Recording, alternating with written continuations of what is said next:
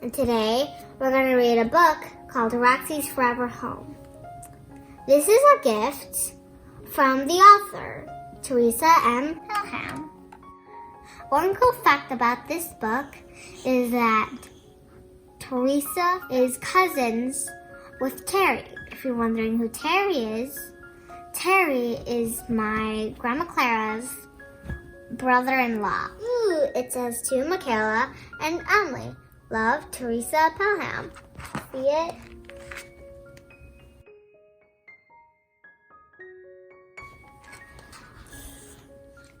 Roxy's Forever Home, written by Teresa M. Pelham, illustrated by Dina Marie. Let's begin. On a hot, sticky afternoon in Tennessee, a puppy with no name sniffed through a garbage can in search of something to eat. Noisy cars whizzed by, swerving to avoid this little brown dog with white paws. Aw, there's chips. There's a garbage can. Eggs and milk and a bed, a shoe, and chicken. Oh yeah, he's gonna eat the chicken. The puppy with no name didn't know what it felt like to be loved. Nobody had ever held her or told her she was a good dog. She only knew she was hungry. She drank from muddy puddles, not knowing what clean water tasted like. As the summer days got hotter, the little pads on her paws burned against the pavement. One day, a mom named Melissa and her daughter, Emily, saw the puppy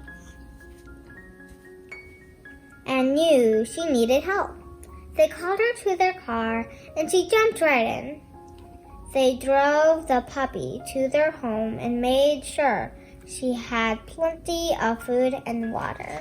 The puppy was very skinny and very sick. Melissa and Emily took good care of her until she was all better. Lots of happy dogs lived at their house. All the dogs took turns going to see the animal doctor. Sometimes the dogs were scared, but the car rides were fun, and all the people at the doctor's office gave lots of treats and hugs. Aww. Early one morning, Melissa and Emily brought the puppy to a nice man who had a big truck filled with lots of other dogs. Did you name this one? The man asked Emily. I did, said Emily. I named her Roxy. Well, hi there, Roxy, the man said. We're all going on a road trip. The puppy thought that Roxy sounded like a good name, and she thought that a road trip sounded good too. Roxy and the other dogs sniffed each other through their cages. They were all scared and excited. The trip was very long, but Roxy took lots of naps. She dreamed of noisy trucks and muddy puddles and nice people. When Roxy woke up, another nice mom named Jan carried her to a car and brought her to a house where kids, dogs, and cats all lived together. Chickens and bunnies lived in the big fun backyard. This is your foster home, Roxy, said Jan, but we need to find you a forever home. For the next few weeks, Roxy went on lots of great road trips. She sat right on the seat and could look out the window. She went to fields where kids kicked balls into nets and to a fun store that smelled like dog treats and had cool dog toys. Jan told lots of other people that Roxy needed a home. A family with 3 boys visited Roxy all the time. The boys wanted to take her home, but their mom and dad kept saying no. Roxy wondered if she'd ever find a forever home. Roxy loved playing with the cats and the big dogs at the foster home, even though the cats hissed and growled at her. She did not stop trying to make friends with them. One day, when nobody was looking, Roxy caught one of the chickens, but then ran out to the backyard and put an end on all the fun. Then, one cold, snowy morning, Roxy took a short trip to another house. Jan put her in a big box with a bow and carried her into the house.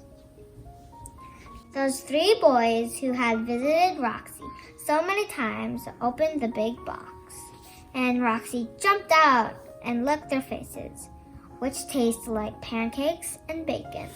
This was their house. Boys' mom and dad were in on the surprise and were so happy to see her. Roxy had found her forever home. Roxy quickly became a part of the family. She now loves to visit dog parks and chase after big dogs. Her favorite things to chew are number 2 pencils and expensive shoes. Roxy is very good at learning tricks.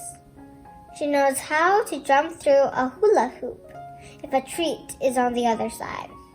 She knows how to sit, lie down, and roll over. And best of all, Roxy knows what it feels like to be loved. The end. Okay, I hope you enjoyed the story because me and Emily loved it. I want to keep it forever. That's how much I love it. I really like it. We'd like to thank Teresa Pelham for sending us this book.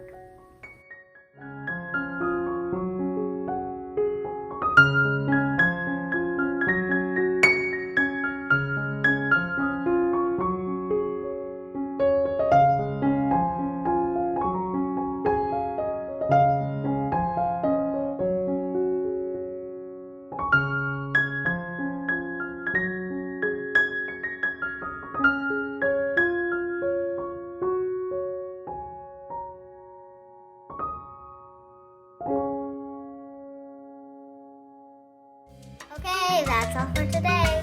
Thanks for watching. Bye!